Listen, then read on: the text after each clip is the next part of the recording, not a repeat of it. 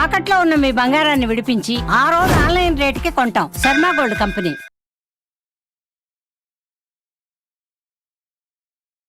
కోయి కోయి సాంగ్ పాడి అందరితో వావ్ అనిపించుకుంటున్నటువంటి గొరప్ప గారు ఉన్నారు. మాట్లాడేద్దాం పదండి. కుర్రోయ్ కోయారే కోయ్ కోయ్ కోయా బామారి సందమామా కోయ్ కోయ్ కోయ్ కోయ్ రే రే లా రే రే లా రే లా రే రే లా రే రే లా రే లా ఎలా రే లా రే లీలా ఎలా రే లా రే లీలా రే లా రే లా రే లీలా. అసలు మీ జర్నీ ఎలా స్టార్ట్ అయింది? పుట్టిందంతా భద్రాచలం ఏరియా. ఆడవాళ్ళని కాపాడుకోవడానికి, ఆడవాళ్ళని రక్షించడానికి 5 రకాల పాములేషన్తో నన్ను పెంచారు. మా ఆడవాళ్ళ జోలికి ఎవరిని వచ్చినా నేను వెళ్ళి మా ఆడవాళ్ళని కాపాడుకునేవాడిని. వెళ్ళి నా చేతి గోలతో గెలిచేవాడిని. అంటే ఏంటి, మీ బాడీ మొత్తం విషం ఉంది కాబట్టి మీ గోరు వాళ్ళకి తగిలితే వాళ్ళు చనిపోతారు. ఒక దేవుడి గురించి మా అమ్మ చచ్చిపోయిందా?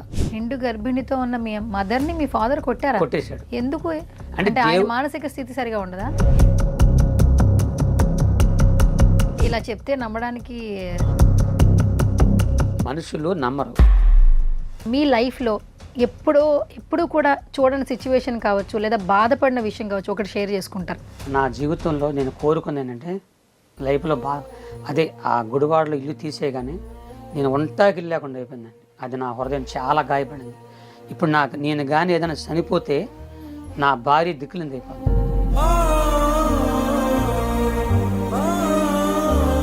అదొక్కటే నా హృదయంలో చాలా బాధపడింది. 40 సంవత్సరాలు ఆ దేవుని సేవ చేశాను. ఈరోజు ఒంటాగిల్లు లేకుండా అయిపోయింది. చర్చి కూడా లేదు. నేను ఎవరిని మోసగాడినైతే, మోసం లెక్క ఉండగలిగితే నేను ఏ రకంగా సంపాదించేవాడిని. నేను ఏ మోసం లేదు. ఇప్పుడు మీరు అడవి మనిషిని, అడవిల్లో పెరిగాను, అక్కడే తిరిగాను అన్నారు. అక్కడ భాష కూడా వేరే ఉంటుందని చెప్పారు. ఎలా ఉంటుంది అక్కడ భాష అసలు? ఆ భాష మన చిన్న గ్లాసులో రాళ్ళేసుకోవడం ఎలా ఉంటుంది అలా ఉంటుంది. కానీ ఏదో ఒకసారి మా ఇప్పుడు ఈరోజు సుమన్ టీవీకి ఇంటర్వ్యూ ఇస్తున్నారు. తెలుగులో ఏంటంటే సుమన్ టీవీతో ఇంటర్వ్యూ చేస్తున్నా, అది మీ అడవి భాషలో ఎలా చెప్తారు? మస్కోటి జానింది, మంకాళ్ళు జానారు, నేను జాన్ చేగి సుమన్ టీవీకి మోరుచుకుంటున్నాను. సుమన్ టీవీకి మోరుచుకుంటున్నాను.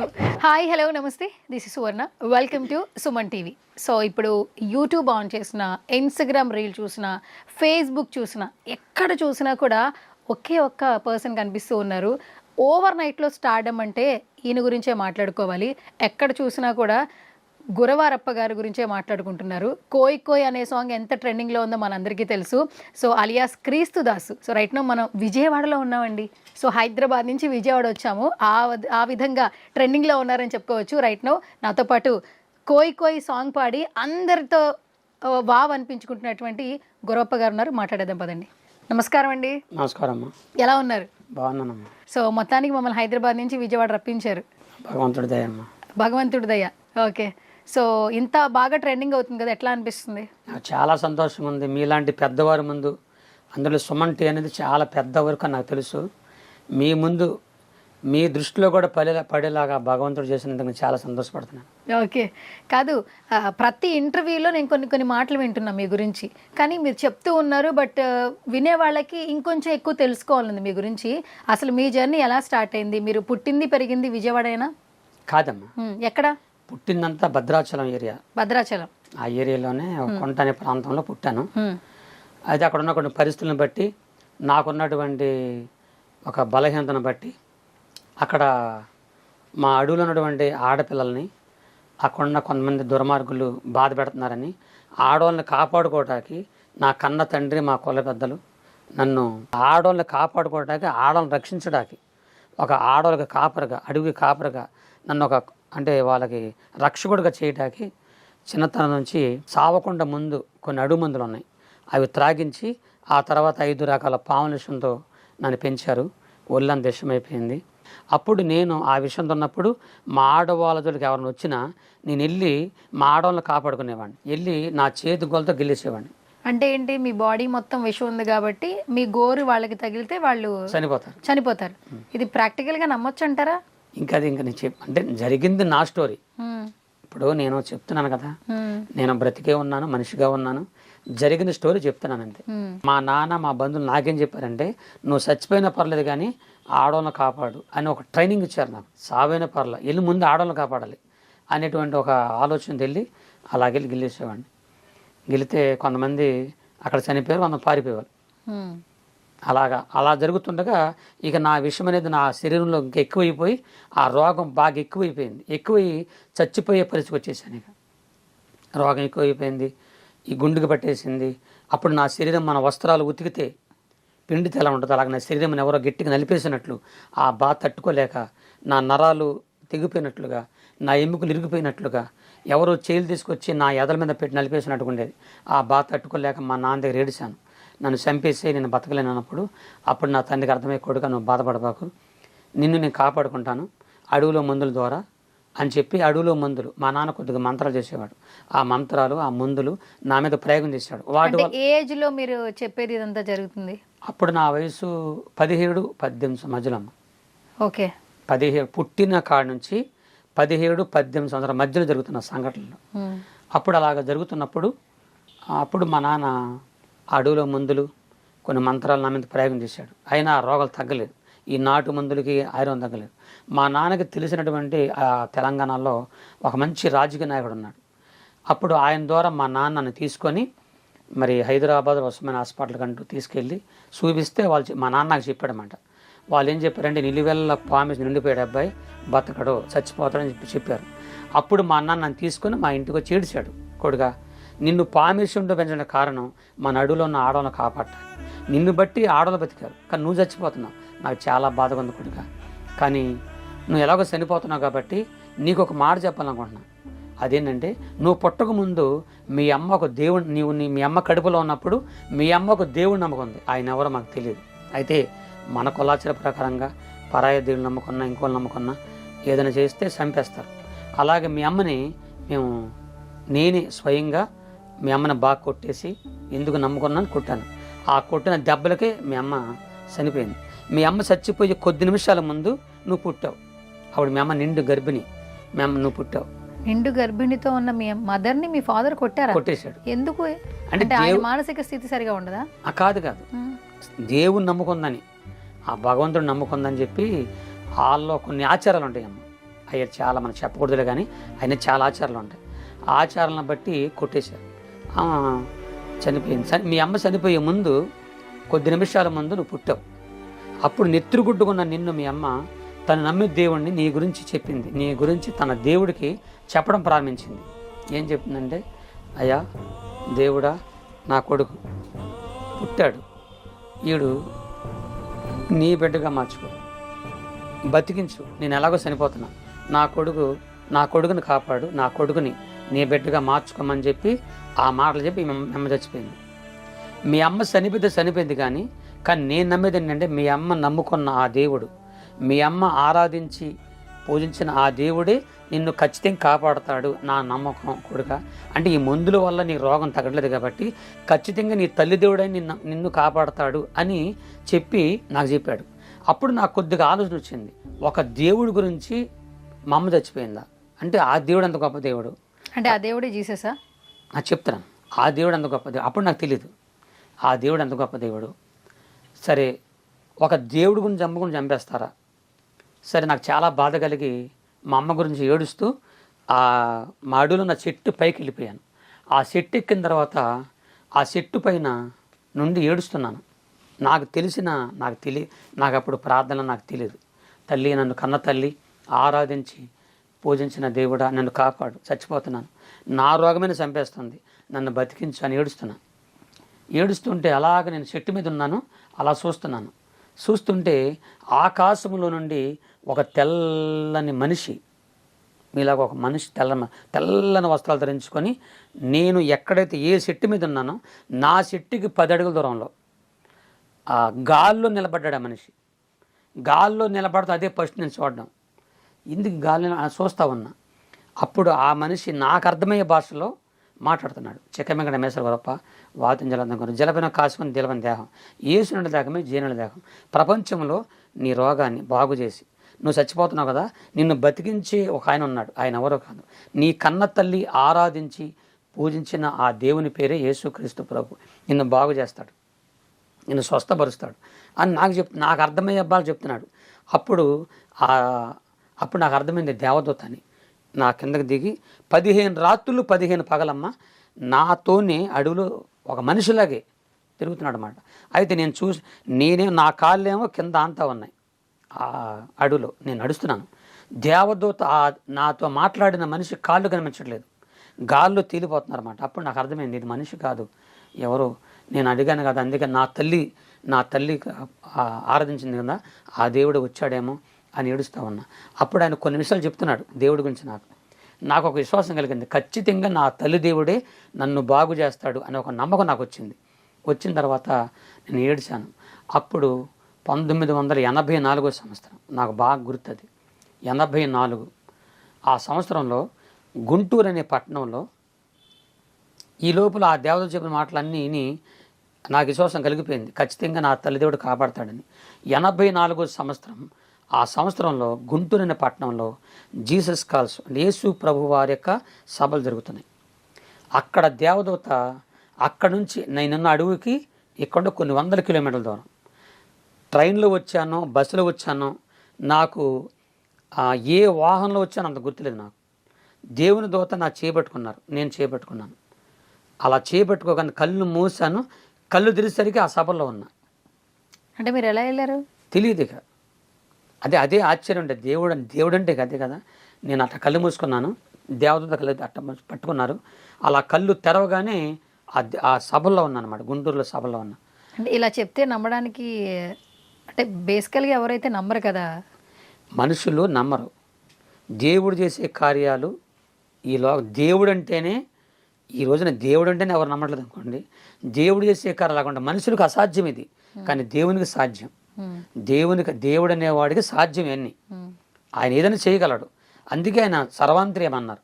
కాబట్టి అలా ఉన్నాను. ఉండేసరికి జనం అక్కడ ఎక్కువగా ఉన్నారు, వాళ్ళందరూ ప్రార్థన చేస్తా ఉన్నారు. ఎన్ని సంవత్సరాలు అవుతుంది ఆ టైంలో నా వయసు 17-18 సంవత్సరాలు. 17 సంవత్సరాలకి 18 తీసుకోండి. అలాగున్నాను. వాళ్ళందరూ జనమంతా దేవుని స్తుతిస్తున్నారు. నాకు ప్రార్థన చేత కాదు, నేను అలాగే చూస్తూ ఉన్నాను. మీరు ఇంకా ఆశ్చర్యపోతారు. అలా చూస్తుంటే నేను ఒకటే ఏడుస్తున్నాను, అయ్యా యేసయ్యా నీ గురించి తెలుసుకున్నాను, నువ్వు గొప్ప దేవుడిని తెలుసుకున్నాను. నేను చచ్చిపోతున్నాను, నా రోగమే నన్ను చంపేస్తుంది, నన్ను బ్రతికించు, నేను చచ్చిపోయే వరకు నీ సేవ చేసుకుంటాను, నాకు సాయం చేయమని నాకున్న మాటలు నేను చెప్పుకుంటున్నాను. అలా చూస్తుండగానే కళ్ళు మూసుకోవడం చేత కదా నాకు. ప్రార్థన అంటే కళ్ళు మూసుకుంటారు కదా, నేను కళ్ళు తెరిచే ఉన్నాను. ఆకాశంలో ఇది మాత్రం ఆకాశంలో తెల్లని వెలుగు, ఆ వెలుగు నాకు కనబడుతూ ఉంది. ఆ వెలుగులో నుండి ఒక చేయి నాకు కనబడుతుందండి. ఆ చేతిలో నుంచి ఒక గాయం కనబడుతుంది. అలా రక్తం నాలోకి వస్తున్నట్లుగా అనిపించింది. అలా రక్తం వస్తున్నప్పుడు నాలోకి వస్తున్నట్టుగా అనిపించింది. కింద పడిపోయి నాకు తెలియకుండానే నేనేదో కక్కేస్తా ఉన్నాను. కొద్ది నిమిషాల తర్వాత ఏదో మైండ్ అలాగైపోయినట్లు లెగిసి చూసా. మళ్ళీ ఆయన అదృశ్యం నాకు కనపడలేదు. అప్పుడు అక్కడున్న వాళ్ళు నా గురించి చెప్పారు, నా బాధలు చెప్పుకున్నా. వాళ్ళు ఏం చేశారంటే, అయితే నీకు విషం ఉందలేదో చూద్దామని చెప్పి కుక్కని, పిల్లిని, కోడిని, పందిని, కొన్ని జంతువులను తీసుకొచ్చి వాటిని గిల్లి కరవమన్నారు. నా చేతులతో నా పళ్ళతో గిల్లి కరిచాను. అవి బతికే ఉన్నాయి. నీకు విషం లేదు కాదు. అప్పుడు దాకా ఉన్న విషయం ఒక్కసారికి ఎలా పోయింది? అంటే మీరు చెప్తున్నారు, మేము నమ్ముతున్నాము, అప్పుడు దాకా ఉన్న విషయం మరి బిఫోర్ మీరు మీ నోటి దగ్గరికి వెళ్ళినా లేదంటే మీ చేతి గోరుతో గిల్లినా వాళ్ళు చనిపోతున్నారని చెప్పారు. సడన్గా ఎలా మారిపోద్ది అంటారు? ఎలా నమ్మాలంటే? దైవికమైన స్వస్థ అంటారు దాన్ని ఏమంటారంటే దేవుడు చేసిన కార్యం, దేవుడు స్వస్థ అనమాట. ప్రభువు నన్ను స్వస్థపరిచాడు. పడగానే కింద పడిపోయాను. వెంటనే వాళ్ళు 2 రోజుల తర్వాత చూపించారు. అప్పుడు నాకు అర్థమైంది నాలో ఉన్నటువంటిది పోయిందని. అప్పుడు నేను చేశానంటే కొంతమంది దాడులతో నేను పరీక్షించుకున్నాను. చేస్తే వాళ్ళు నీది మామూలు రక్తం కదా, మనిషి రక్తం అన్నారు. నాకు ఆనందం. మనిషి రక్తమే ఉంటుంది కదండి ఎవరికైనా. అవును.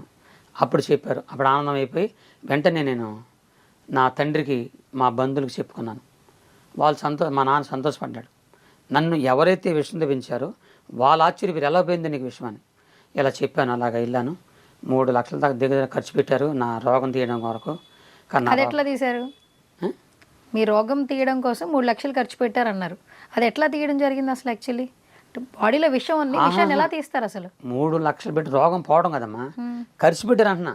ఖర్చు పెట్టారు అదే ఈ మందులకు కానీ, అడుగుల మందులకు కానీ, దేనికైనా కానీ ఖర్చు పెట్టారు. వాటికి నా రోగం పోవాలి. మా నాన్నకు చెప్తున్నాను నేను, నాన్న నా రోగం పోలేదు, ఇదిగో ఇక్కడ పలందరికి వెళ్ళాను, యేసు ప్రభు నమ్ముకున్న ఇలా రక్షించానంటే ఆవిడ మా నాన్న సంతోషపడి ఎవరైతే వెళ్ళారా అని చెప్పి ఆనందపడ్డాడు.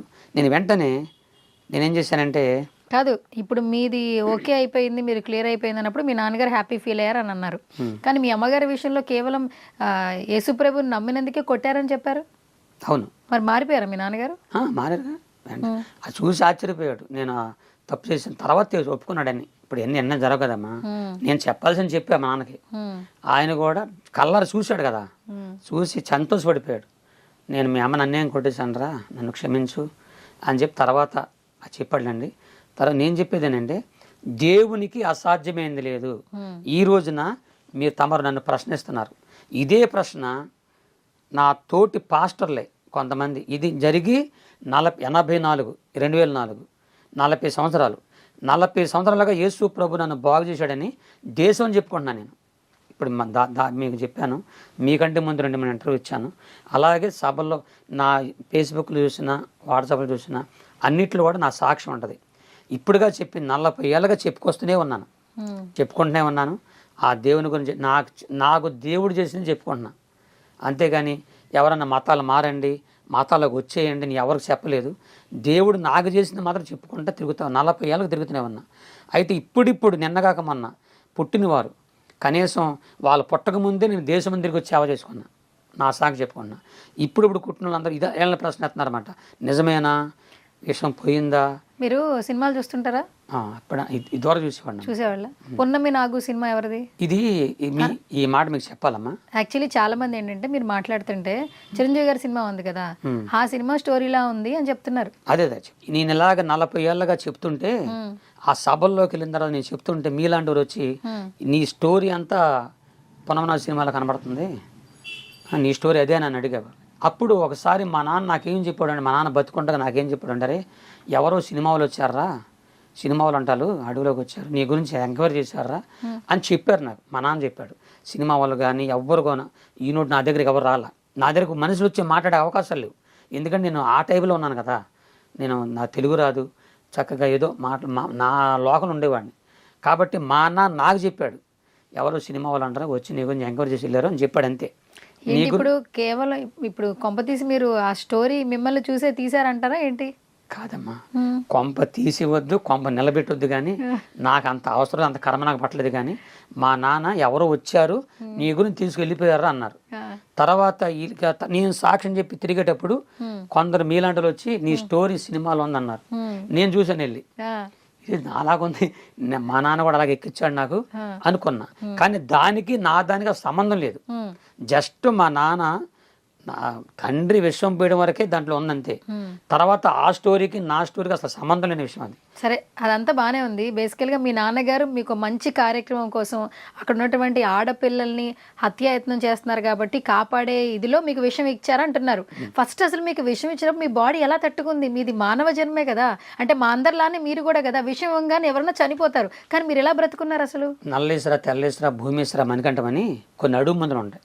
నేను ముందే తమరు చెప్పాను, అందరికి చెప్తున్నాను, నా సభలో కూడా చెప్తాను. అది మనిషి విషం, పాములు గరిసిన పామిషం దాగన సావకుండా ఉండే కొన్ని మందులు ఉన్నాయి.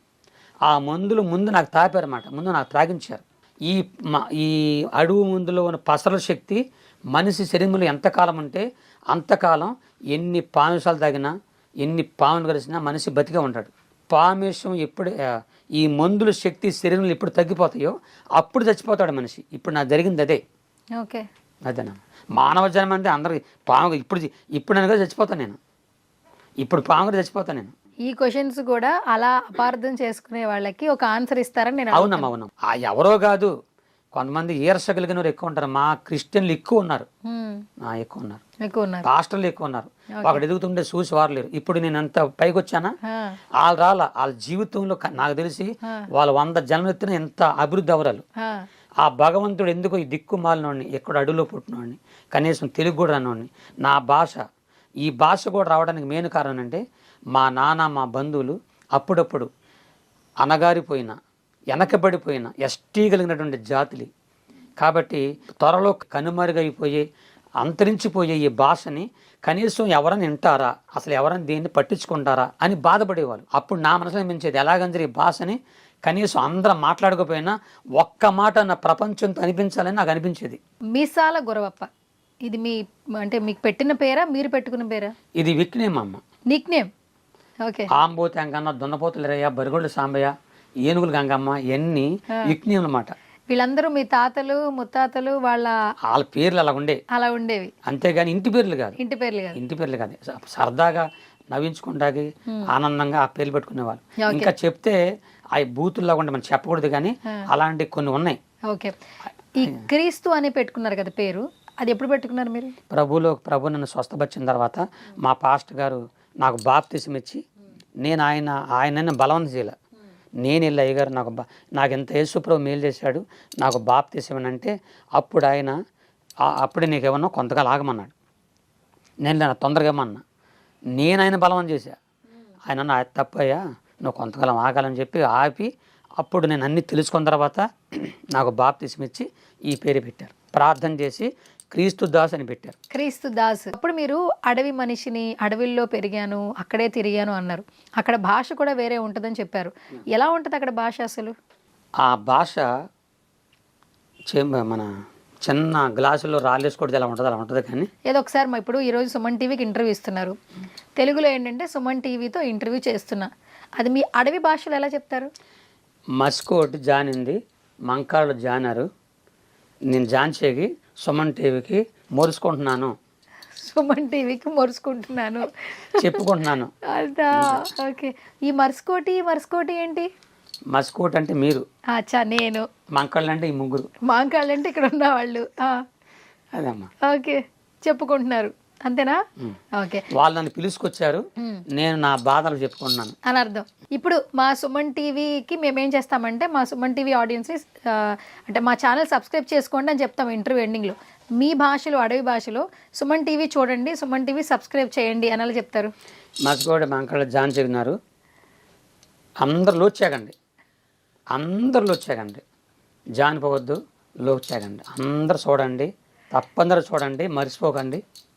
ఇందులో కొంచెం ఒక రకమైన వేరే భాష వస్తుంది కదా, అడవి భాష అంటే కొంచెం బూతులు యాడ్ అవుతాయా? కొన్ని అవుతాయి, అందుకని నేను కట్ చేశానట్లు. కట్ చేశారు మీరు. ఓకే సరే. సో అడవిలోంచి తెలుగు భాష ఎట్లా నేర్చుకున్నారు మీరు? ఇక్కడికి వచ్చిన తర్వాతే అప్పుడు నేను మా నాన్న మా బంధువులు కొంతమంది, నేను చిన్నతనంలో గుడివాడ వచ్చారమ్మా. గుడివాడ వస్తే గుడివాడలో గుడ్మెన్పేట అనే ప్రాంతంలో గుడివాడ రాగానే అక్కడ ఇందిరాగాంధీ గారు హయాం ఉన్నప్పుడు అప్పుడు మాకు కొన్ని స్థలాలు ఇచ్చి ఇల్లు కట్టించారు. అది గుడివాడ పక్కన అన్నమాట.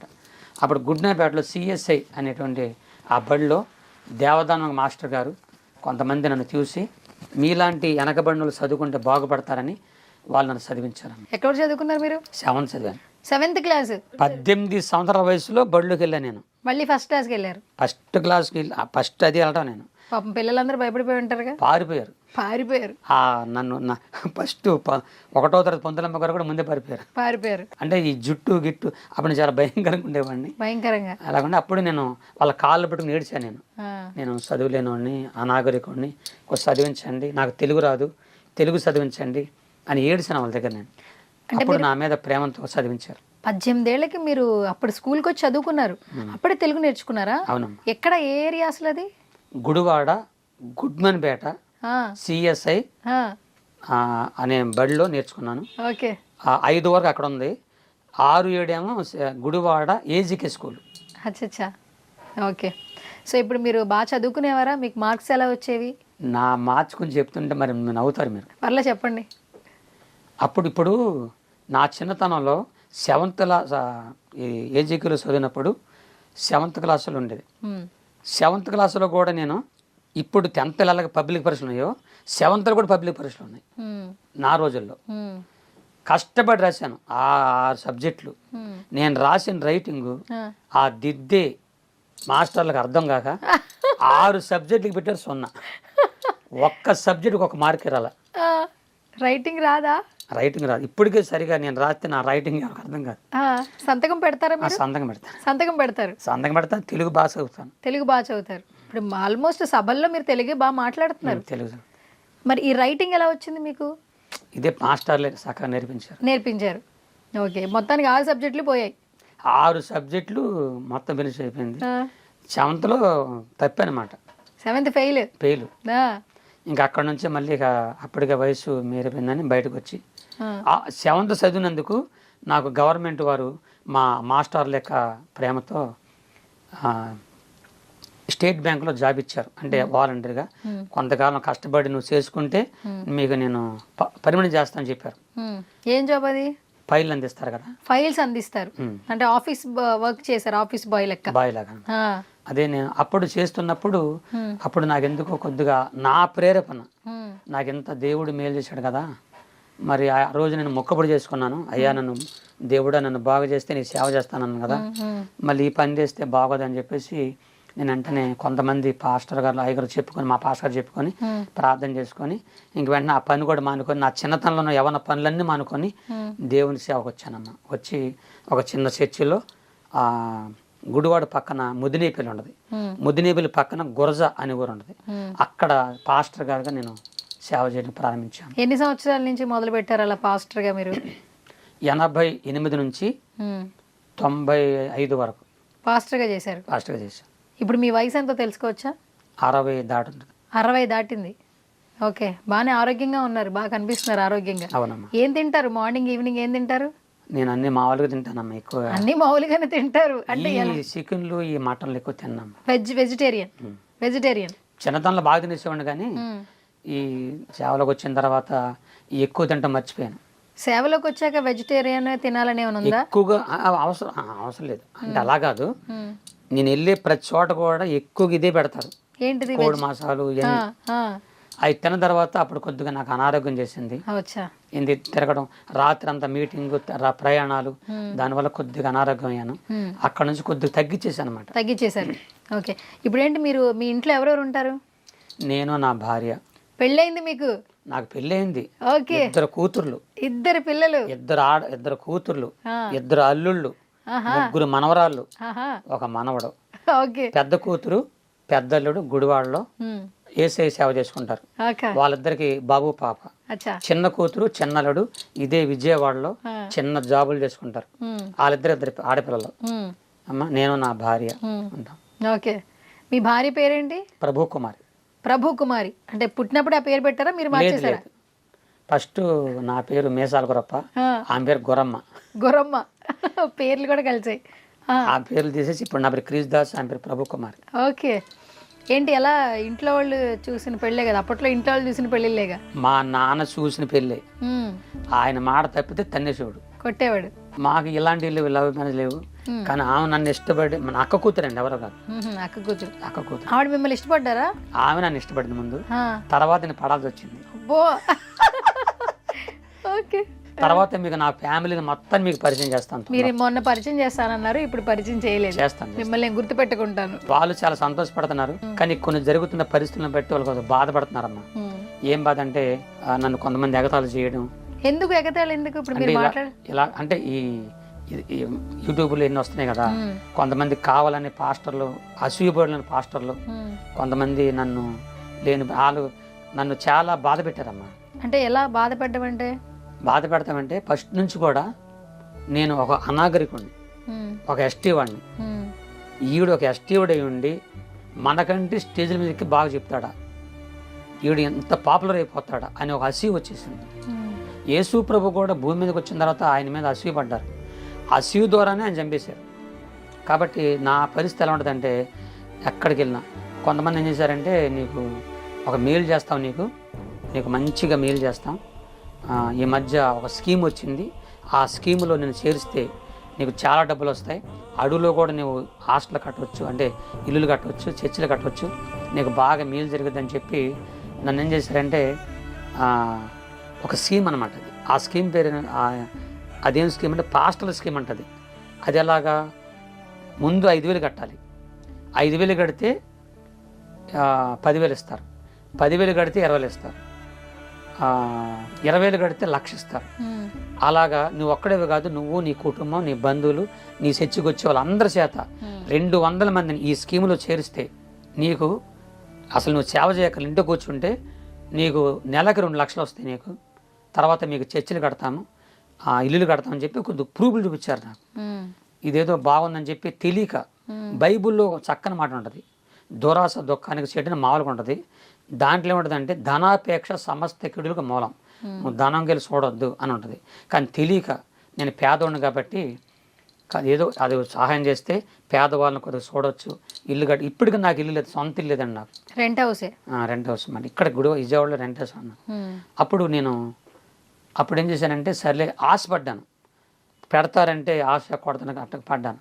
పెట్టి నా బంధువుల్ని ఇక్కడ గుడివాడ, ముదినేపల్లి, గురజ ఈ 3 ఊర్లు, ఈ 3 ప్రాంతాల్లో ఉన్న 200 మందిని ఈ స్కీమ్లో చేర్చాను. వాళ్ళందరూ పాపం వాళ్ళకి డబ్బులు వస్తున్నాయని చెప్పి ఆశపడి డబ్బులు కట్టారు. వాళ్ళు ఏం చేశారంటే నన్ను అడ్డుపెట్టి డబ్బులు మొత్తం 20 లక్షలు తీసుకెళ్ళిపోయారమ్మ. 20 లక్షలు వీళ్ళందరూ కడితే వాళ్ళు తీసుకెళ్ళిపోయారు. ఇది ఎప్పుడు జరిగింది? ఇది 2009-10. మరి ఇప్పుడు మీరే వాళ్ళకి బాధ్యులు కదా? నేనే బాధ్యులు చెప్తున్నానమ్మా. వాళ్ళు వెళ్ళిపోయారు. వాళ్ళు వెళ్ళిన తర్వాత నేనేమనాలి వాళ్ళతో, అమ్మా వాళ్ళు ఏదో ఇస్తానన్నారు కాబట్టి, మరి వాళ్ళు ఇస్తానన్నారు కాబట్టి మీరు నమ్మితే కట్టుకోండి, నమ్మకపోతే కట్టవద్దు, నన్ను మాత్రం అనొద్దు, మీ ఇష్టం అమ్మా అని ఆ ఒక్క మాట చేస్తే బాగుండేది. నేనేం చెప్పానంటే దానికి అంతటికి బాధ్యుడు నేనే, వాళ్ళు ఒకవేళ రాకపోతే నేనే ఇస్తానని చెప్పా. అనేసరికి వాళ్ళు డబ్బులు ఎత్తుకెళ్ళిపోయిన తర్వాత నేను చాలా ఏడ్చాను. వీళ్ళందరూ వచ్చాయా మరి నువ్వే బాధ్యుడివి, మా డబ్బులు మాకు కట్టేయమన్నారు. 20 లక్షలు పేదవాడిని ఆ యేసు ప్రభు సేవ చేసుకుంటేనే ఆ వచ్చే కానుకలతోనే బతికేవాడిని నేను. 20 లక్షలు ఎలా తేవాలని చాలా బాధేసింది. బంధువులు, చర్చికి వచ్చేవాళ్ళు, నా స్నేహితులు, వీళ్ళందరూ ఇలా చేయడం వలన, వీళ్ళందరికీ నేను అప్పులైపోవడం వలన చాలా బాధేసి ఆఖరికి నేను చనిపోతానన్న బాధ కలిగింది. అప్పుడు తండ్రి నేను క్షమించు, నేను తప్పు చేశాను, కానీ నేను చచ్చిపోతే ఒక పాస్టర్ అనేవాడు అప్పులు చేసి మాకు ఎగ్గొడు చచ్చాడని అందరూ అంటారు. కాబట్టి ఒక్కసారి నన్ను క్షమించి ఇంకెప్పుడు ఇలా చేయను, నాకు తెలియక ఇంత డబ్బులు అయిపోయినాయి, వీళ్ళందరికీ డబ్బులు కట్టేను ఆయన, ఎలా కడతావు నీ ఇష్టం చెప్పాను. ఆశ్చర్యకరుడని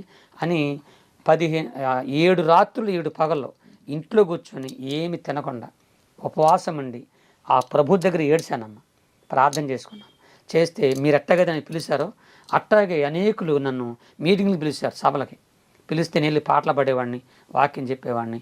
దేవుడు వాళ్ళకి ప్రేమించి వాళ్ళ హృదయాల్లోకి వెళ్ళిపోయి నాకు కొద్దిగా ఇస్తానన్న వాళ్ళు నేను అప్పటికి కూడా ఏనాడు కూడా ఎవరు పిలిచినా నాకు ఇంత ఇవ్వండి నేను మీ దగ్గరికి వస్తాను ఎప్పుడు కనలేదండి. అది అందరూ తెలుసు, ప్రతి ఒక్కరు తెలుసు. వాళ్ళ ప్రేమతో నాకు ఇస్తే తప్ప వాళ్ళ సంతోషంగా వాళ్ళు నవ్వుతూ ఇస్తే నేను సంతం తీసుకుంటా.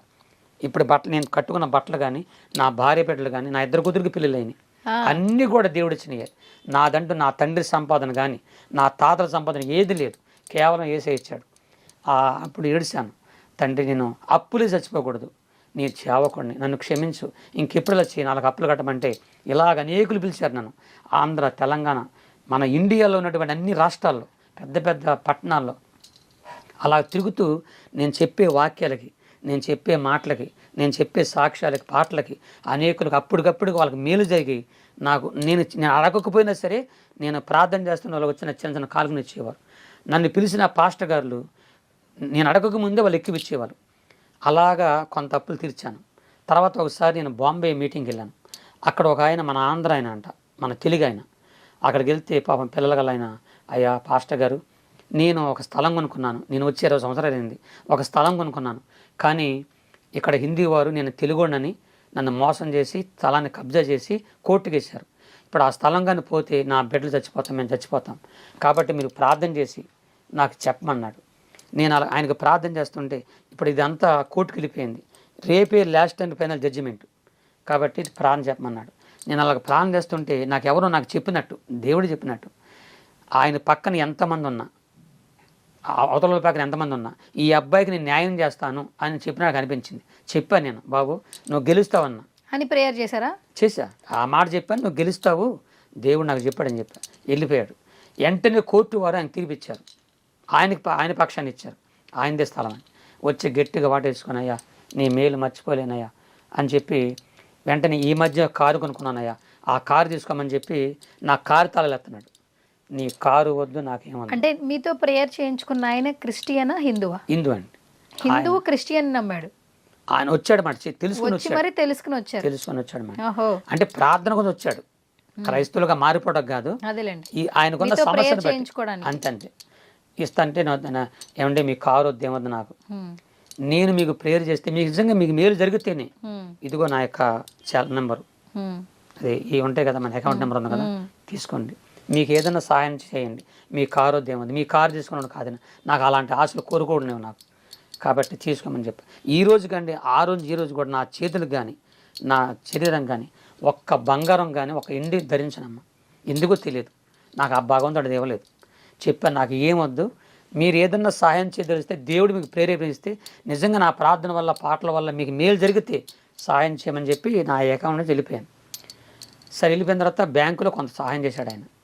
ఆ మొత్తం ఒక టైం వచ్చినప్పుడు బ్యాంకు బ్యాలెన్సు నాకు ఇచ్చిన కానుకలు అన్నీ లెక్కేసుకున్నా. 20 లక్షలు తీర్చేశారా? 21 లక్షలు వచ్చింది దేవుడు నాకు ఇచ్చాడు. 1 లక్ష ఎక్స్ట్రా వచ్చింది. ఎంత టైంలో?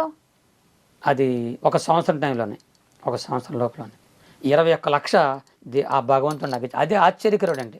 ఇస్తే ఆ 1 లక్ష రూపాయలు పెట్టి ఎవరికైతే 200 మందికి నేను అదే అప్పులు చేశానో వాళ్ళందరిని పిలిపించి ఇచ్చేసారా? ఒక చిన్న మీటింగ్ పెట్టి మా పాస్టర్ గారు ఒక ఆయన పిలిపించి, కొంతమంది పిలిపించి, గుడివాడలో ఉన్న పాస్టర్ని పిలిపించి మాట్లాడుకొని వాళ్ళందరి చేత, నా భార్య నా కుటుంబం చేత ఎవరైతే వాళ్ళ రసీదులు ఉంటాయన్నమాట, ఎంత ఇచ్చాను వాళ్ళందరికీ ఎవరి కవర్లు పెట్టి వాళ్ళకి ఇచ్చాను, నన్ను క్షమించండి, మీకు వడ్డీ కట్టలేను, మీ డబ్బులు మీకు అసలు ఇచ్చేస్తానని చెప్పి చెప్తే వాళ్ళందరూ సంతోషపడ్డారు. ఇది మాత్రం యథార్థంగా జరిగిన సన్నివేశం. నేను ఒక్క రూపాయి కూడా కొట్టకుండా ఆ సభలో చెప్పింది అంటే ఇంకెవరికైనా మర్చిపోయినేమో, ఇంకెవరికైనా ఇవ్వలేమో, ఇవ్వండి. నా మనసు ఏంటంటమ్మా, నేను భూమి మీద చనిపోకముందు నేను దేవుని ఎందుకు నమ్ముకున్నానంటే ఒకరు మోసం చేయకూడదు, నా వల్ల ఒకరు మోసపోకూడదు, నా వల్ల ఒకరు ఇబ్బంది పడకూడదు, నా వల్ల నా మాటల వల్ల కానీ, నా సాక్ష్యం వల్ల కానీ, నా పాటల వల్ల కానీ, నా ప్రార్థన వల్ల కానీ ఎవరు నష్టపోకూడదు, అందరూ బాగుండాలి. ఎవరైనా నష్టపోతే ఆ నష్టపరిహారం ఇస్తానని చెప్పి మన సుమన్ టీవీ తరపున చెప్పుకుంటున్నాను.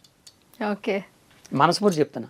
నేను ఎవరిని ద్రోహం ఇప్పటికి ఈ రోజుకి ఒక మతాన్ని కానీ, ఒక వ్యక్తిని కానీ, ఒక కుటుంబాన్ని కానీ, ఒక మతాన్ని కానీ, ఒక కులాన్ని కానీ, ఒక దేవతా దేవుళ్ళు కానీ, తర్వాత ఇంకా ఒక పాస్టర్ని కానీ, నా తోటి పాస్టర్ని కానీ, ఎవరిని కానీ వాళ్ళ గురించి నాకు చెడు తెలిసినా సరే ఎవరిని నా నోటి నుంచి ద్వేషించలేదు, దూషించలేదు. కారణం అందరూ ఆ దేవుడు సృష్టించిన పిల్లలు మనం.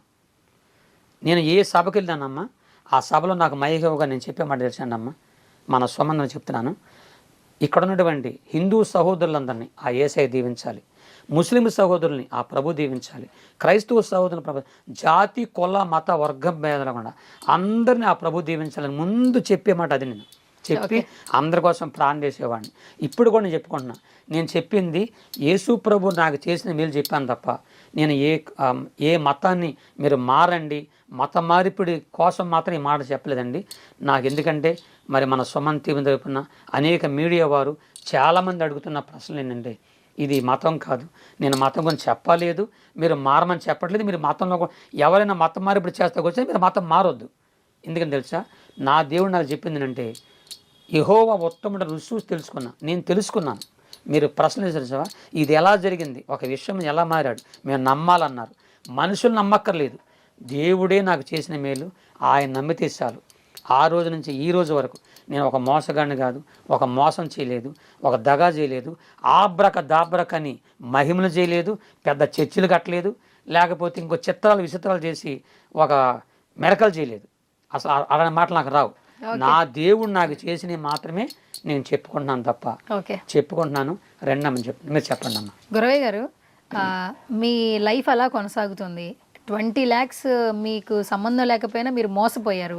ఆ మోసపోయిన అమౌంట్ని కూడా ఎవరు మీ గురించి తప్పుగా అనుకోకూడదని వాళ్ళకి ఇచ్చేశారు. అసలు మీ జీవన పోషణ అంటే మీ ఫినాన్షియల్గా మీరు ఎలా స్ట్రాంగ్, మీరు ఏ పని చేస్తారంటే ఈ సభల్లో మాట్లాడడం, ఆ ప్రోగ్రామ్స్ చేయడం వల్లే మీకు డబ్బులు వస్తాయి. ఆ డబ్బులతోనే మీ కుటుంబాన్ని మీరు చూసుకుంటున్నారు. ఇంకొక మాట, మంచి మాట చెప్పారమ్మా. అసలు ఇది చెప్దాం అనుకున్నాను, చక్కని ప్రశ్న వేశారు. గుడివాడలో కింద ఇల్లు పైన చర్చి కట్టుకున్నానమ్మా. అదే 100 గజాల భూమిలో కింద ఇల్లు. అది మా నాన్నగారిది అన్నమాట. అది గవర్నమెంట్ వారు మాకు ఇచ్చినటువంటి ల్యాండ్లో మా నాన్నగారు నాకు ఇచ్చిన స్థలం అది. నా తండ్రి కలిసిన స్థలం అది. ఆ స్థలంలో చిన్న కింద ఇల్లు పైన చర్చి కట్టుకున్నాను. ఈ మధ్య రోడ్లు ఎలాబడి చేశారన్నమాట. హైవే పడింది, చర్చి ఇల్లు కూడా తీసేశారు. నాకు ఈ 2 పోగానే కొద్దిగా డబ్బులు ఇచ్చారు ప్రభుత్వం వారు, సహాయం చేస్తే నేను ఎక్కడ కట్టుకోవాలని అలాగే ప్రాణం చేసుకుంటే మన విజయవాడలోనే నొన్ననే ప్రాంతంలో చిన్న స్థలం కొనుక్కున్నానమ్మ. ఎప్పుడు? ఒక 2 సంవత్సరాల క్రితం చిన్న స్థలం కొనుక్కున్నాను, అక్కడ ఉంది. అయితే అక్కడ కట్టుకోవటానికి నా దగ్గర డబ్బులు లేక ప్రస్తుతం విజయవాడ రామారపాడులో రెంట్కి నెలకు 15,000 రూపాయలు చొప్పున రెంట్ కొంటున్నాం. 15,000 రెంట్ విజయవాడలో? చాలా పెద్ద అమౌంట్. అంటే డబుల్ బెడ్రూమా సింగిల్ రూమా? Double bedroom. డబుల్ బెడ్రూమ్ లో అంటే మొత్తాన్ని కలుపుకమ్మ, ఇది రెంట్ కరెంట్ మెయింటెనెన్స్ మొత్తం కలుపుకొని 15,000 నెలకు కట్టుకోవాలి.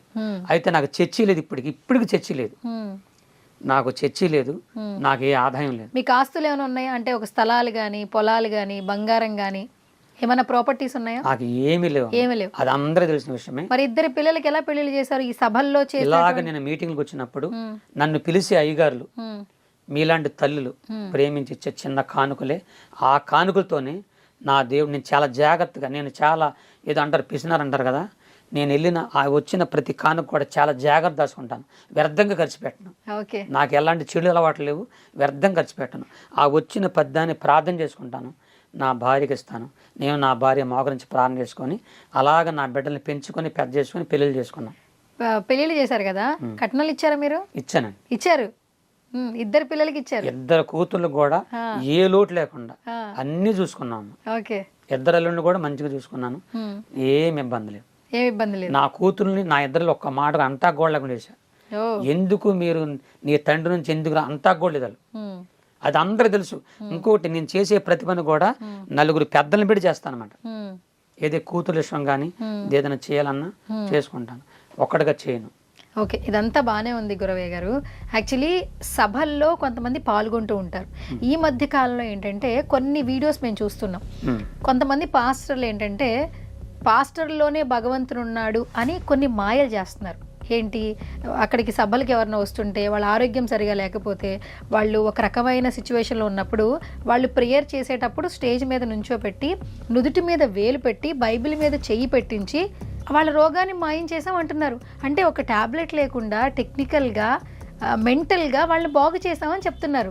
అట్లా చెప్పడం వల్ల హిందుత్వం ఎవరైతే తీసుకున్నారో, సనాతన ధర్మం గురించి ఎవరైనా తెలుసుకున్నారో వాళ్ళు క్రిస్టియన్ వాళ్ళ మీద ఆగ్రహాన్ని వ్యక్తం చేస్తున్నారు. నిజంగా పాస్టర్ అనేది ప్రేయర్ చేసేటప్పుడు ఆ పాస్టర్లో దైవత్వం వస్తుందా? నిజంగానే వాళ్ళకి మేలు చేస్తున్నారా? మీరు ఒక క్రిస్టియన్ వైపు సపోర్ట్ చేసే పర్సన్గా కాకుండా యేసుక్రీస్తుని నమ్మే ఒక వ్యక్తిగా ఏం చెప్తారు? నేను తమకు చెప్పేది ఒక మాట చెప్పన్నా, చాలా మంచి మాట చెప్పారు. ఎందుకంటే ఇది కావాల్సిన మాట. ఇది 40 సంవత్సరాలు 1984 నుండి 2004 వరకు నేను వెళ్ళే ప్రతి సభలో కానీ ప్రతి చర్చిలో, నేను కట్టిన చర్చిలో కానీ ఎవరికి కూడా నేను చేయబెట్టి కానీ అలా తోసినట్టు కానీ కింద పడినట్టు కానీ లేకపోతే ఇంకేదో మాయలు చేసినట్టు కానీ ఎవ్వరు నిరూపించలేరు. అసలు నా వీడియో మీరు చూడండి, నేను ఏ స్థలం మీద ఉంటానో అక్కడ మైకి పట్టుకొని అక్కడి నుంచి ప్రార్థన చేస్తాను తప్ప, అక్కడి నుంచి వాళ్ళకి మేలు జరిగితే దేవుడు చేయాలి కానీ మనుషుల్లోకి దేవుడు వచ్చేసి అయితే దేవుడు రాడు. మీలో కూడా దేవుడు వస్తాడు, మాలో అందరికి వస్తాడు. దేవుడు అనే ఆయన అందరిలోకి వస్తాడు, అందరిని ప్రేమిస్తాడు.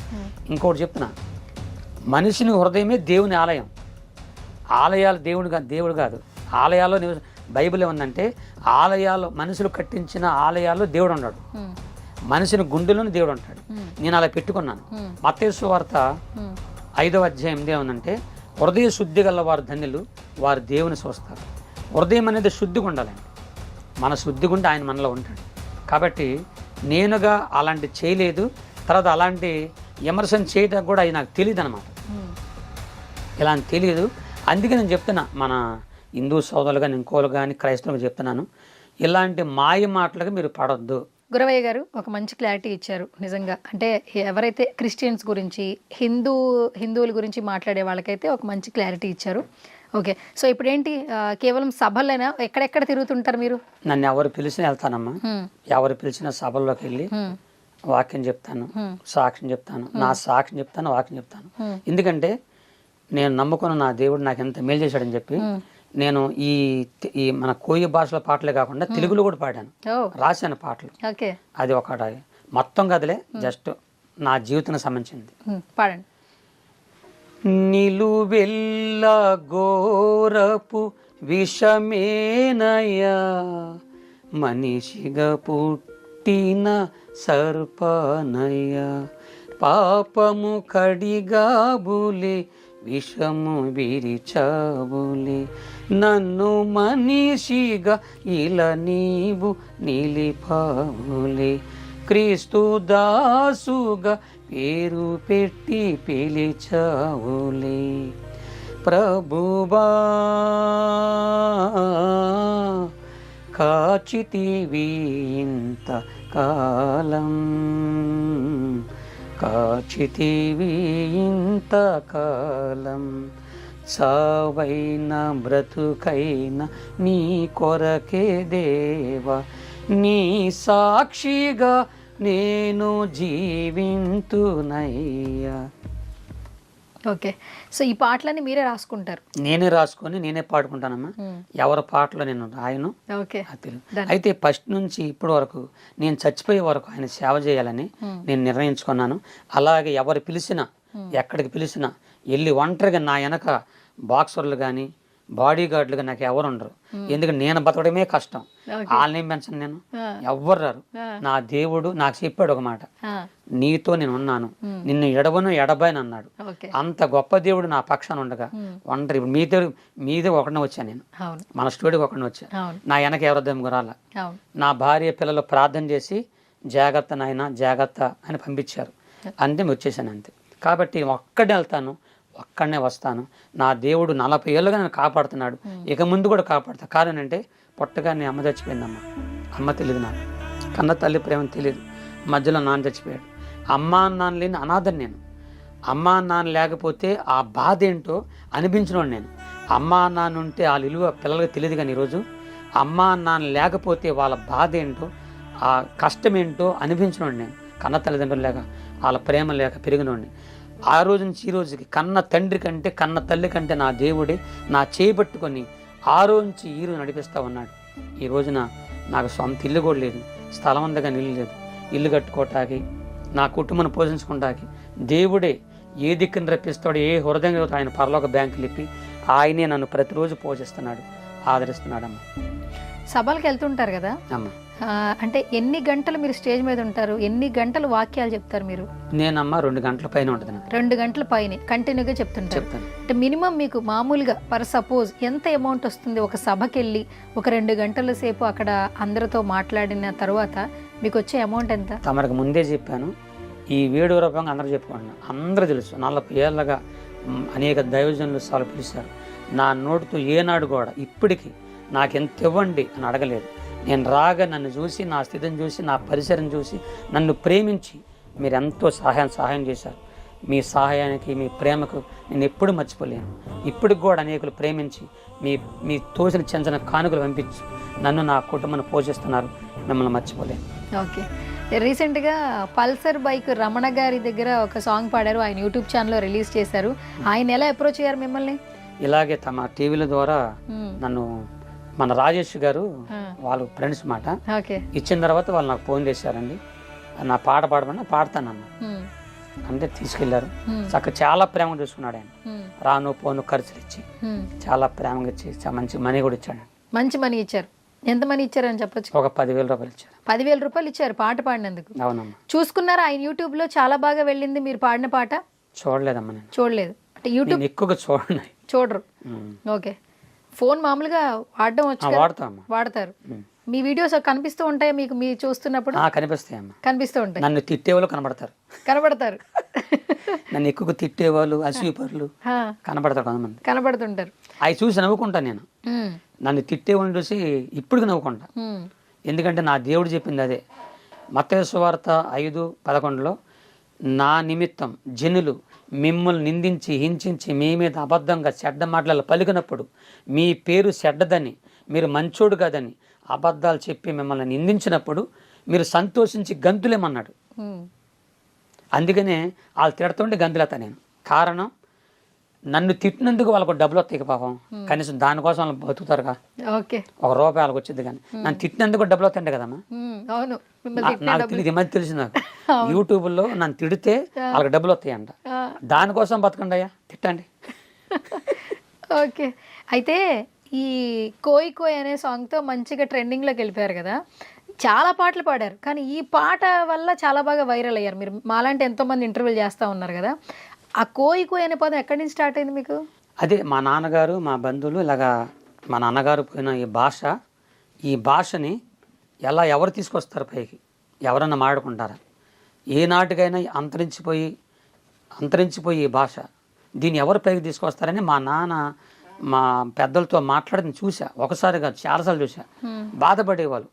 ఇది నిజంగా వాస్తవానికి అంతరించిపోయే భాష ఇది. ఎవరు పైగా ఈరోజు కొన్ని భాషలకు కూడా లిపి లేదండి, లిపి లేదు.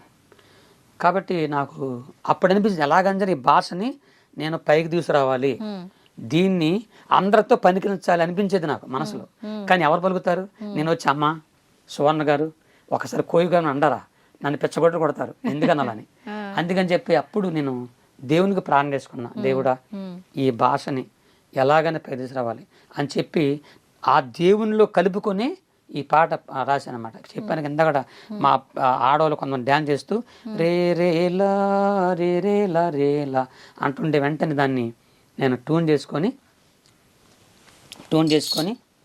ఇక అలాగ మొత్తం రాసేసుకొని ఇక సభల్లోకి వచ్చి ఇక ప్రార్థన ప్రారంభించాను అనమాట. ఒకసారి పాడండి మా కోసం. కుర్రోయ్ మీకు అర్థమైన అర్థం కాకపోయినా భక్తులారా, కోయారే కోయ్ కోయ్ కోయా బామారి సందమామా, కోయ్ కోయ్ కోయ్ కోయ్ ఐజలక హైజక ఐజలక హైజక ఐజలక హైజక డింగర డింగర డింగర డింగర హోయ్ రే రేలా రే రేలా రేలా రే రేలా రే రేలా రేలా రేలా రేలా రే లీలా రేలా రేలా రే లీలా రేలా రేలా రే లీలా కోయారే కోయ్ కోయ్ కోయా బామారి సందమామా, నెట్ల దేకమో జాంజగు యేసు నెట్ల దేకమో, మసిరిగాలు మంకరగాలు పింకురిగాలు జాంజగండ్రో, మస్కోట్లు మంకాళ్ళు పింకుళ్ళు జాంజగండ్రో. రండి రండియా, మసిరిగాలు మంకరగాలు పింగరిగాలు భార్య భర్త పిల్లలు అందరూ సంతోషంగా రండి. ఎక్కడికి రావాలి? మీ బాధలు మీ కష్టాలు. ఈ రోజండి మనిషికి లేనిదే సమాధానం సంతోషం ఇళ్ళలు లేవు. అసలు ఈ పాట మొత్తానికి అర్థమైందంటే అందరూ ఎల్లప్పుడూ సంతోషంగా ఉండండి, అందరూ హ్యాపీగా ఉండండి, డ్యాన్స్ చేయండి, మీరు దిగులు పడొద్దు. ఇప్పుడు నేను ఇలాగున్నాను, కొంతమంది నన్ను కావాలని తిడుతున్నారు. వాళ్ళు తిట్టినప్పుడు వామ్మో వీళ్ళు నన్ను తిట్టారు అని ఏడిసాను అనుకోండి, ఏడిసి సువర్ణ గారు వాళ్ళని తిట్టారు నేను రాను అన్నానంటే రాగలనా? రాలేరు. అందుకని చెప్పి నేను సంతోషిస్తానమాట, ఆనందించాలి, వాళ్ళు తిట్టినది సంతోషించాలి. ఈ రోజున భూమి మీదమ్మ భగవంతుడు దేవుడు ఆకాశ పక్షుల్ని, భూమి మీద జంతువుల్ని, నీటిలో ఉన్న అడవినమ్మ జలసరాలు, వాటికి దేవుడు నవ్వు పెట్టల, నవ్వమని చెప్పల, వాటి మనిషికి ఒక్కడికే పెట్టారు. ఈ నవ్వునియా ముందు మనం ఉండం. మనుషులు ఉంటారా? ఆయన నవ్వుకుంటూ వచ్చిందనుకో, మన కుక్క నవ్విందనుకో మనం ఉండం. కానీ మనిషికి మాత్రం దేవుడు నవ్విచ్చాడు. ఆ మనసులో ఉన్న నవ్వుని సాతానుడు అనేవాడు తీసేస్తున్నాడు అన్నమాట. భార్యాభర్తల మధ్య కానీ గొడవలు కానీ కుటుంబాల గొడవలు కానీ తీసేస్తున్నాడు. అందుకని ఆ మనసులో ఉన్నటువంటి బాధను తొలగించడం కొరకే దేవుడు మీరు నవ్వండి, సంతోషించండి, ఆయన దగ్గరికి వస్తే నవ్వుతారు అని చెప్పి దీనికి అర్థం. ఓకే, అంటే నవ్వండి అని చెప్పి నవ్వించడం కోసం మీరు చేసిన ఒక ప్రయోగం సోషల్ మీడియాని షేక్ చేసేసింది. ఎక్కడెక్కడో నుంచి వస్తున్నారు మిమ్మల్ని కలవటానికి, మాట్లాడడానికి చాలా మంది. ఫస్ట్ మీ ఆవిడ రియాక్షన్ ఏంటి? మీ మిస్సెస్ ఏమంటున్నారు? ముందు ఏడ్చింది. ఎందుకు ఇంత ట్రోల్ అయ్యావు? ట్రోల్ అన్నా కూడా ఆమెకు తెలియదు. ఆమెకు అసలు ఈ రోజుకి వాళ్ళు కూడా రావు, చదువులేదు. ఫోన్ చూస్తారా? ఫోన్ చూస్తా. పక్కింటి వాళ్ళు ఎదింటి వాళ్ళు ఏం చెప్తున్నారా? అంటే మీ హస్బెండ్, మీ ఆయన ఇలా అయ్యా. ఇప్పుడు నేనున్న దగ్గర చాలా మంది నేను తెలీదు, మీరేం తెలీదు. తెలిస్తే మొత్తం వాళ్ళంతా నన్ను ఆ అద్దె నుంచి తీసేస్తారు. నేనని తెలియదు అలా ఎవరికి. ఓకే.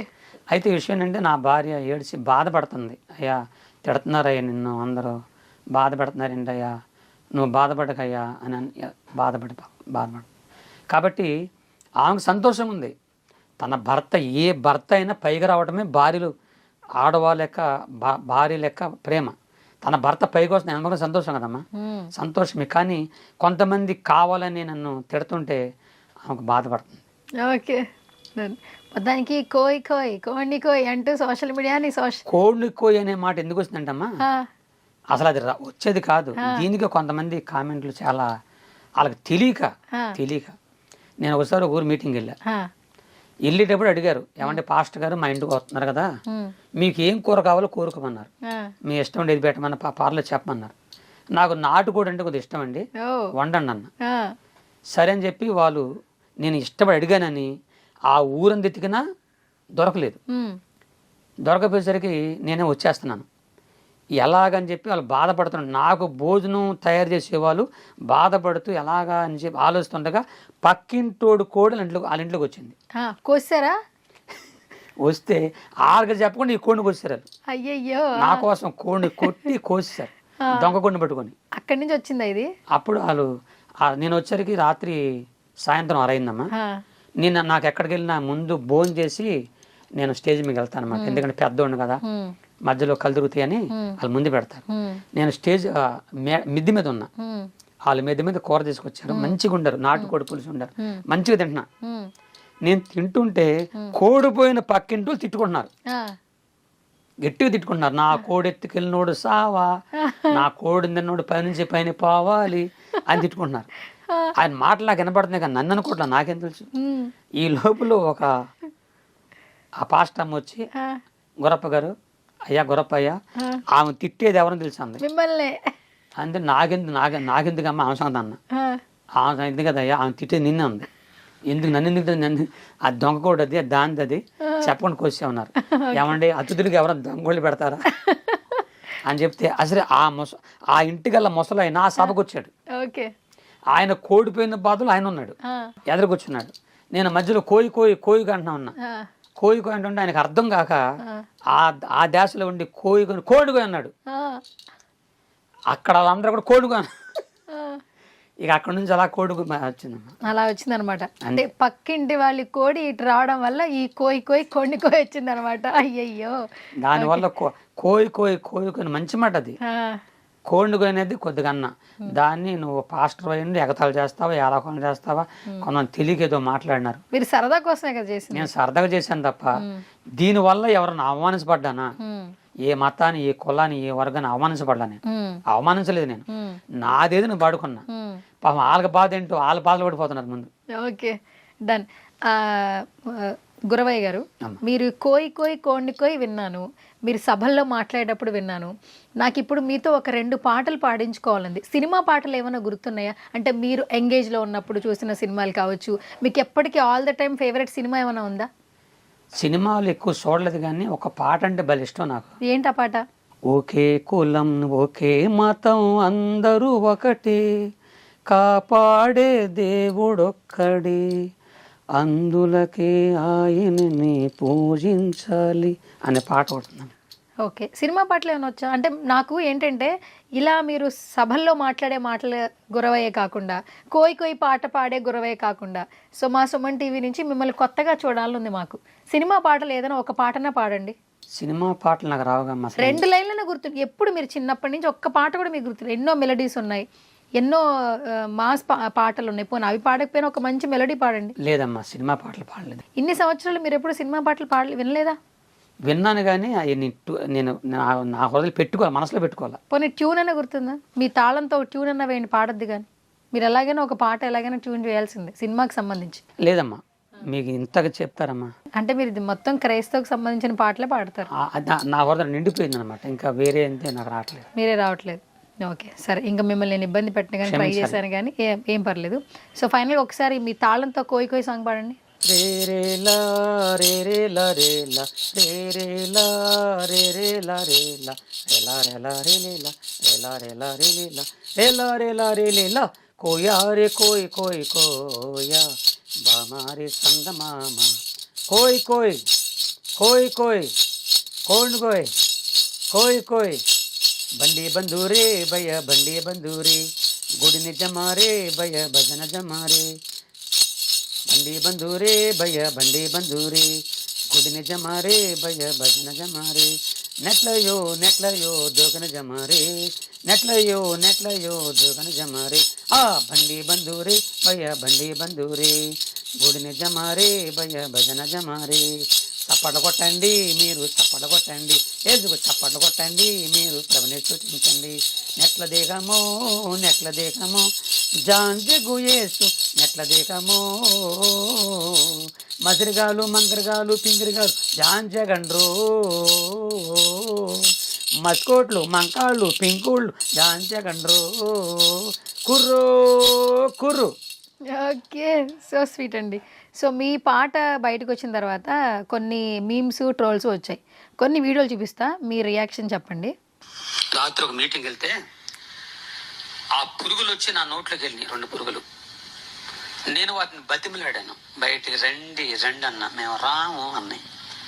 కోపం తట్టుకోలేక మింగేశానటిని. అందుకని కొద్దిగా దగ్గు వస్తుంది, మీరేం బాధపడకండి. మరి ఈ సమయంలో నా జీవితంలో చాలా పాటలు రాశాను. 89లో ఒక పాట రాశాను, నా జీవితంలో ఫస్ట్ పాట అది. ఆ పాట పాడాలనుకుంటున్నాను. మీ అందరికి పాటల సీట్లు ఇచ్చానండి, అది 2వ పాట అది. ఆ పాట నేను పాడతాను. అమ్మా, ఒకప్పుడు నేను పాటలు పాడితే గాడిదలు కుక్కలు పందులు కూడా పరిగెత్తాయి, అలా ఉండేది నా స్వరం. ఎందుకంటే నాకు తెలుగు కూడా అంత స్పష్టంగా రాదు. అడుగు మనిషిని ఒకప్పుడు నాకు లబా దెబా దెబ లబా అనే భాషలు వచ్చు, అడుగు భాషలు వచ్చు. తెలుగు కూడా అంత స్పష్టంగా రాదు. ఈ మధ్య దేవుడు నాకు ఇచ్చిన తెలుగుది, ఆ వచ్చిన తెలుగుతో మాట్లాడుతున్నాను, అర్థం చేసుకోండి. నిజంగా మీకు దగ్గు మామూలుగా వచ్చింది కదా? ఆ దగ్గును కవర్ చేసి దోమలు మింగేశానని చెప్పారు కదా? లేదు లేదు, అది జరిగింది. నిజమా? మింగేశారా? మరి ఏం చేయను, అది మామూలు దగ్గు కాదు అది. అప్పటికే ఆ వీడియో తీయక ముందే అరగంట నుంచి దగ్గుతూనే ఉన్నా. దగ్గుతున్నారు, ఓకే సరే. అప్పుడు వేడి నీళ్ళు ఇచ్చారన్నమాట కొద్దిగా. నాకు డ్రైవింగ్ లైసెన్స్ లేదు. లైసెన్స్ లేకుండా బండి ఎలా తోలుతున్నావా? కొయ్యవయ్యా. ఎక్కడ కొయ్యాలి? చేతిలో కొయ్యవయ్యా. త్వరగా కొయ్యవయ్యా. కోయారే కోయ్ కోయ్ కోయా బామారి సందమా కోయ్ కోయ్. దాంట్లో కూడా పెట్టారు తీసుకెళ్ళి. రజనీకాంత్ గారి ఫిలిం బా కోయ్ కోయ్ కోయ్. ఎట్లా అనిపిస్తుంది? ఇది సినిమాలు చూడరు కదా మీరు. రజనీకాంత్ గారి గురించి తెలుసా? ఎంత పెద్ద స్టారో తెలుసా? తలైవా అని పిలుస్తారు. సో ఆయన ఫిలింలో ఒక మీమ్ ఇలా రెడీ చేశారు, మీ పాటతో ఫన్నీగా క్రియేట్ చేశారు. ఏం చెప్తారు? చాలా సంతోషపడుతున్నాను, చాలా సంతోషపడుతున్నారు. అలాంటి మహానుభావులు పక్కన నా పాట ఉండమంటే ఎంత సంతోషం. ఓకే, ఇంకోటి చూపిస్తా.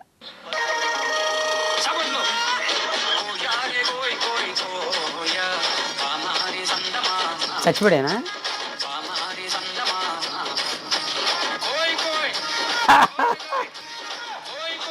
ఆ పాటకు సచిన్ లెవెల్ ఇస్తుందా? అదిగో లేచాడు. అయ్యో అయ్యో అయ్యో బలవంతాయి ఇందరు చూడలేనిది. ఈ ఒకసారి ఒక ప్రార్థన తీసుకెళ్లారు నన్ను. అది కూడా సమాధుల తోటలోకి తీసుకెళ్లారు. అది ఒక సమాధుల తోట అనమాట. అక్కడ తీసుకెళ్ళి నన్ను ఆ సమాధుల దగ్గరికి తీసుకెళ్ళి పాట పాడమంటున్నారు ఆ విశ్వాసాలు అందరూ. ఏంటి ఇప్పుడు చనిపోయిన వాళ్ళు లేచి వస్తారనా ఏంటి? ఎందుకు అన్నాను, ఎందుకంటే సమాధి దగ్గర అన్న ఈ పాట పాడమన్నారు, కోయి కోయి అని. పాడమంటే ఇక్కడ పాడుతుంటే అన్న, కాదయ్యా నీ పాటలు అంటే నీకు చాలా ఇష్టం, చనిపోయినానికి అబ్బో నీ ఆత్మశాంతి పాడమన్నారు. అమ్మ ఒకళ్ళు పాడితే అది లెగిస్తే బాగోదన్న. ఓకే, కాబట్టి అలాంటి అది గుర్తొచ్చింది ఇప్పుడు నాకు. ఇంత బాగా ట్రోల్ చేస్తున్నారు కదా మిమ్మల్ని, కొంచెం పాజిటివ్ ఉంది కొంచెం నెగిటివ్ ఉంది, ఏం చెప్తారు? నేను చెప్పాల్సింది ఒకటే, చెప్పండి. ఈ ట్రోల్ ఏంటో ఇలాగా ఎయిటింగ్ చేయడం నాకు తెలియదు, నేనుగా చేయలేదు, ఎవరు చేసో తెలియదు.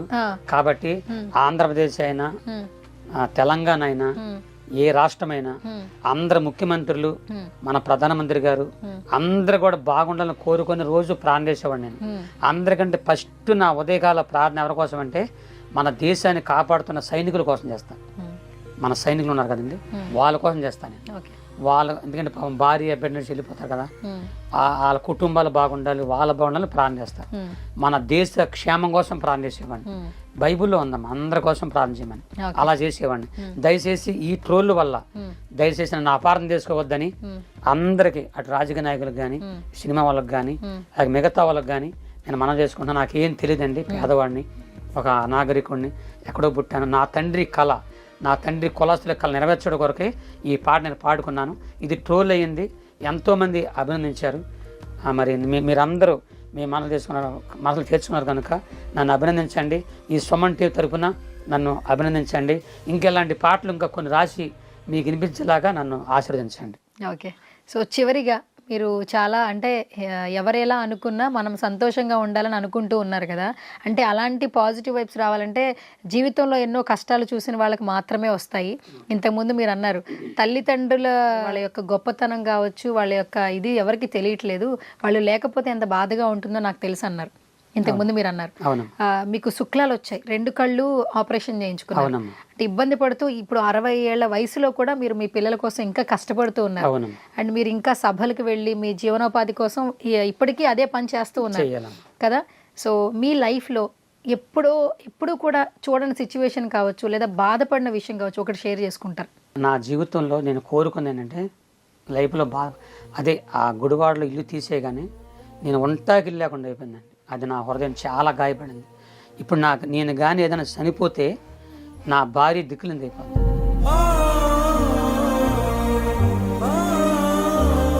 అదొక్కటే నా హృదయంలో చాలా బాధపడింది. 40 సంవత్సరాలు ఆ దేవుని సేవ చేశాను. ఈరోజు ఒంటాగిల్లు లేకుండా అయిపోయింది. చర్చి కూడా లేదు. నేను ఎవరిని మోసగాడినైతే, మోసం లెక్క ఉండగలిగితే నేను ఏ రకంగా సంపాదించేవాడిని. నేను ఏ మోసం 20 లక్షలేమో ఒకటేమో నా జీవితంలో 20 లక్షల రూపాయలేమో అప్పులు పాలైపోయాను. నన్ను అన్యాయంగా అంటే అనాగరికుడిని, ఏమీ లేనోడు, వీడి పక్షాన ఒక రాజకీయ బ్యాక్గ్రౌండ్ లేదు, ఒక పోలీసు బ్యాక్గ్రౌండ్ లేదు, వీడిని కొట్టినా తిట్టినా చంపినా వీడికి దిక్కెవరు అని చెప్పి నన్ను బెదిరించి ఆ 20 లక్షల రూపాయలు వెళ్ళిపోయారు. అదొక వేదన. ఈ రోజున ఒంటాకి ఇల్లు లేకుండా అయిపోయింది. నాకు ఏదైనా జరిగితే ఈ వయసులో నా భార్యని దిక్కులేనిది అయిపోద్దని ఆ ఒక్కటే బాధమ్మ.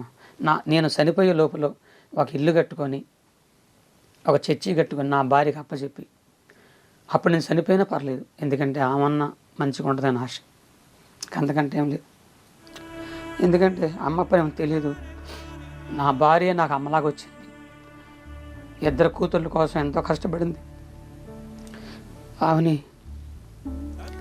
ఎంతగానో ప్రేమగా చూసుకుందాం అనుకున్నాను, కానీ ఈ రోజున బజార్ నిలబడ్డాను. అద్దీంట్లో ఉంటుంటే బాధగా ఉంది. వెళ్ళకపోతే జరిగేది కాదు. మీటింగ్కి వెళ్తేనే ఎవరైనా దైవజనులు, విశ్వాసులు ఇచ్చిన ప్రేమ కలిగిన కానుకలు నా కుటుంబాన్ని పోషించుకుంటున్నాను. నా భార్య కోసమే నా బాధ. నేను సేవ చేస్తాను, కానీ నేను చనిపోయే ముందు ఇల్లు కట్టి నా భార్య సంతోషపడాలి. ఈ 20 లక్షల రూపాయలు ఒకటి బాధ. తర్వాత నన్ను గురించి తెలియకుండా, నన్ను అర్థం చేసుకోకుండా, నా గురించి చెడుగా మాట్లాడుతున్న తోటి పాస్టర్లు, వాళ్ళని కానీ, వాళ్ళ భార్యలను కానీ, వాళ్ళ పిల్లలను కానీ, వాళ్ళ కుటుంబాలను కానీ, వాళ్ళ గురించి నాకు చెడు తెలిసినా సరే ఏనాడు వ్యక్తిగతంగా ఎక్కడ నేను వాళ్ళ గురించి చెప్పాల, ఎవరి గురించి చెప్పాల. అలాంటి నేను వాళ్ళకి ఏం అపకారం చేసినా తెలియదు. అలాంటి వాళ్ళు నన్ను గురించి చెడు చెప్పి, నేను మీటింగ్కి వెళ్తుంటే ఆ మీటింగ్లకు వెళ్ళే వాళ్ళకి ఫోన్లు చేసి ఆయన పిలవకుండా దొంగోడు, వాడు అబద్ధికుడు అని వాళ్ళకి చెప్పి నన్ను పిలవకుండా చేస్తున్నారు. తర్వాత వాళ్ళు నన్ను పిలుస్తున్నారు. నన్ను చూసి నా ప్రేమను, నేను చెప్పే వాక్యాలు చూసి ఆశ్చర్యపోతున్నారు. ఇంత చక్కని మంచివాడు, నిజాయితీ కలిగి న్యాయం కలిగి సేవ చేస్తుంటే ఈయన గురించి ఎంత అపగరి చేస్తున్నారని చెప్పేసి ఆ పాస్టర్ గారు నన్ను అభినందిస్తున్నారు అన్నమాట. నువ్వేం భయపడకు, వాళ్ళు అట్టగా వాకుంటారని. కాబట్టి అమ్మ, ఇది నా హృదయంలో చాలా గాయంగా ఉంది. Okay, thank you so much Guravayya గారు. సో ఈ మంచి ఇంటర్వ్యూ ద్వారా, అంటే ఇప్పుడు ఏదైతే నెగిటివిటీ ఉందో అదంతా పోయి, సో మీకు జీవనోపాధి కోసం మా సుమన్ టీవీ నుంచి మీకు మేలు జరగాలి మేము మనస్ఫూర్తిగా కోరుకుంటున్నాం. సో ఈ విజయవాడ సరౌండింగ్స్లో ఎక్కడున్నా కూడా సభలు జరిగినా, లేదంటే మీరు ఎంటర్టైన్ చేస్తారు అని వాళ్ళకి అనిపించిన ఆ ఈవెంట్లో మీ పార్టిసిపేషన్ ఉండాలని మనస్ఫూర్తిగా కోరుకుంటూ, ఈ ఏజ్లో కూడా ఇంకా కష్టపడుతూ మీ చివరి కోరిక ఒకటే చెప్పారు, నేను బాగుండాలి కాదు, నా భార్య బాగుండాలి, నాకంటూ ఒక సొంత ఇల్లు కావాలన్నారు. ఆ సొంత ఇల్లు కూడా త్వరలో రావాలని మనస్ఫూర్తిగా కోరుకుంటున్నాం. Thank you so much once again. చాలా నమస్కారం అమ్మ. దిక్కు మొక్కు లేనివాడిని, గతి లేనివాడిని. మీ మీడియా వాళ్ళందరూ కలిసి నన్ను వెంబడిస్తూ మిమ్మల్ని కూడా బాధ పెట్టాను, టైం ఇవ్వక. ఎందుకంటే నాకు ఖాళీ లేదు. తారీఖు చెప్పారు. మరి లక్ష్మీ ద్వారా గారు కానీ, మీ ద్వారా కానీ, మీ యొక్క సుమన్ టీవీ యజమాన్యానికి, పెద్దవారికి, ఎండి గారికి, వారి కుటుంబానికి అంతటికి నా నమస్కారాలు. మీ కొరకు, మీ క్షేమం కొరకు నేను నా దేవుణ్ణి ప్రార్థన చేస్తాను. మీరు బాగుండాలని కోరుకుంటున్నా. నా బాగు కోసం, నా క్షేమం కొరకు మీరు ఎంత హెల్ప్ చేస్తున్నందుకు మీకు మనిషి ముందుకు రాబోయే కాలంలో నా భార్య, పిల్లల్ని, మా కుటుంబాన్ని మీకు పరిచయం చేస్తాను. Thank you so much. ఒకవేళ దేవుడు తొందరగా ఇల్లు ఇస్తే ఆ ఇల్లు ఓపెనింగ్కి మీరు వచ్చేలాగా చేస్తాను. థ్యాంక్ యూ అండి, thank you so much. So ఇప్పుడు మీకు మనం ఇంటర్వ్యూ చేసాం, మధ్యాహ్నం టైం అవుతుంది, ఆకలిస్తుందా? కోయి అని వస్తుందా? చాలా వస్తుందా? అయితే కోడిని కోసే సమయం కూడా తీసుకొచ్చేస్తున్నాం అనమాట. హ్యాపీగా ఫుడ్ తినండి, మంచిగా భోజనం చేయండి అండ్ ఆరోగ్యంగా ఉండండి. నిజంగా చాలామందికి ఇన్స్పిరేషన్. 60 ఏళ్ల వయసులో ఇంకా కష్టపడుతున్నారు అండ్ చివరి దాకా కూడా మీ భార్య గురించి ఆలోచిస్తున్నారు, పిల్లల గురించి ఆలోచిస్తున్నారు. మీకు ఇంకా మంచి జరగాలి మనస్ఫూర్తిగా కోరుకుంటున్నాం. గురవయ్య గారు, విజయవాడ వస్తే మాత్రం ఖచ్చితంగా మిమ్మల్ని కలుస్తూ ఉంటాం. Thank you.